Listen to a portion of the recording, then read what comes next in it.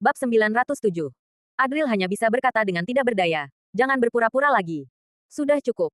Sekarang, mereka pasti mengira aku akan mati. Sial, lukaku cukup parah. Elin mengernyit, lalu mengulurkan tangannya untuk menarik Adril berdiri.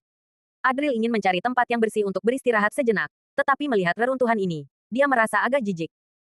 Elin membersihkan tempat untuknya, lalu mendorong sofa ke arahnya. Adril pun duduk di sofa itu. Dengan tubuh yang berlumuran darah, dia mengeluarkan botol obat dari ruang penyimpanan surgawi. Dia menelan satu butir pil ramune, kemudian mengoleskan beberapa serbuk obat ke lukanya. Elin berdiri dengan tangan di belakangnya sambil melihatnya dengan tenang, lalu bertanya, "Kapan kamu menyadarinya?" "Menyadari apa?" kata Adril sambil mengobati lukanya.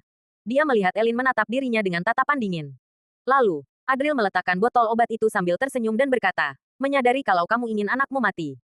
Atau kamu sebenarnya nggak ingin membunuhku dan malah ingin membiarkanku tetap hidup? Apa kamu takut orang lain juga mengetahui rahasiamu? Makanya kamu menanyakan hal ini." Kalau orang-orang di bawah mendengar perkataan ini, mungkin mereka akan terkejut.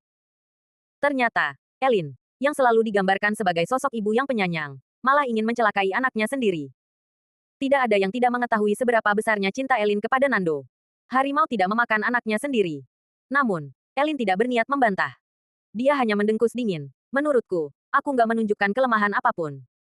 Memang, sebelumnya aku juga nggak menyadarinya." Sampai pada saat Adril menggelengkan kepalanya. Tentu saja dia tidak mungkin memberitahu Elin bahwa mata gandanya memiliki teknik membaca pikiran. Dia hanya berkata dengan penuh arti, "Waktu kamu melihat mayat Nando saat masuk, reaksimu sangat nggak wajar. Kamu sudah membunuh anakku, jadi aku juga akan membunuhmu. Memangnya ada yang salah?" tanya Elin dengan ekspresi bingung. "Salah," kata Adril sambil menggelengkan kepala dan melanjutkan. "Apa kamu pernah kehilangan orang yang dekat denganmu?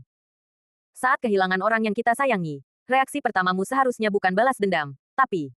Adril tertegun sejenak, seolah-olah sedang mengingat beberapa kenangan. Lalu, dia berkata dengan ekspresi sedih, "Nggak bisa menerima dan hanya ingin memeluk jasad orang itu. Berharap ini semua hanya mimpi. Tapi kamu, Nando sudah kubunuh. Tapi reaksi pertamamu malah mau balas dendam kepada Nancy yang nggak lebih penting itu. Kamu salah." Ketika mendengar hal ini, Elin mengangguk dan berkata, "Apa yang kamu bilang itu masuk akal. Tapi hanya berdasarkan ini, kamu bisa menebak semuanya."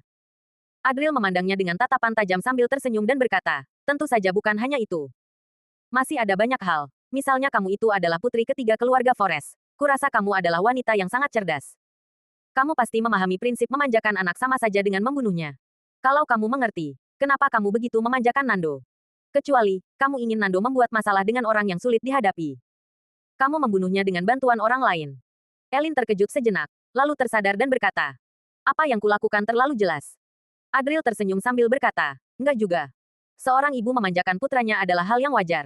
Terutama saat pertempuran tadi, kamu terlihat nggak beres. Kamu mengusir anak buahmu dan nggak membunuhku, malah selalu menahan diri. Dan sepertinya kamu sengaja membuat suara pertempuran yang besar. Kurasa kamu ingin membuat orang di bawah mengira kamu sedang bertarung dengan serius. Bukankah kamu ingin menyelamatkan nyawaku? Tentu saja, makin sedikit orang yang tahu tentang rahasia ini, makin baik. Kamu nggak ingin aku mengetahui hal-hal ini. Jadi kamu bersandiwara denganku dan aku juga bekerja sama denganmu agar nggak dicurigai orang luar. Setelah itu, kamu pasti akan mencari alasan untuk mengampuniku. Tapi, aku nggak suka menjadi orang bodoh. Jadi aku hanya akan berspekulasi denganmu." Berbicara sampai sini, dia mendongak menatap Elin sambil tersenyum dan berkata, "Nona Elin, apakah dugaanku benar?" Karena telah terpergok merencanakan sesuatu, Elin seketika terdiam sangat lama.